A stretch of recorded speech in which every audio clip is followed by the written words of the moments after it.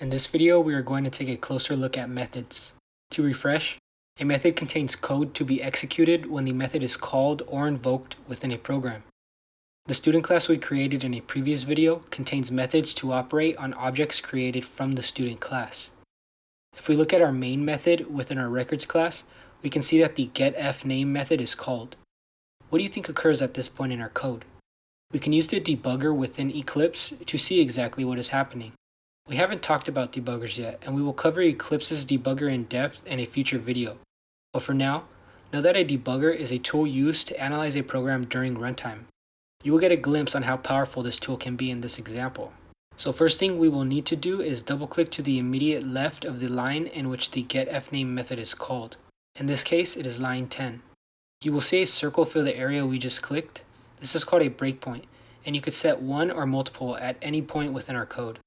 Now, if we click this button, our program will run in debug mode all the way up to where our breakpoint is. And we'll go ahead and click this button to step through our code. So after we click it, you can see we are sent to the student class. Specifically, we are within the getFname method. The flow of the program has shifted from the main method within our records class to the getFname method within our student class. Whenever a method is invoked, that method gains control of the program's flow and its contents are executed. In this case, the contents of the getFname method is simply a return statement that passes the value within the fname variable to the printline statement that invoked the getFname method in the main method.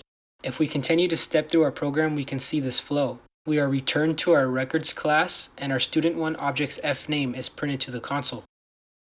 In upcoming videos, we will continue to explore methods by taking a closer look at return statements, method parameters, and local data.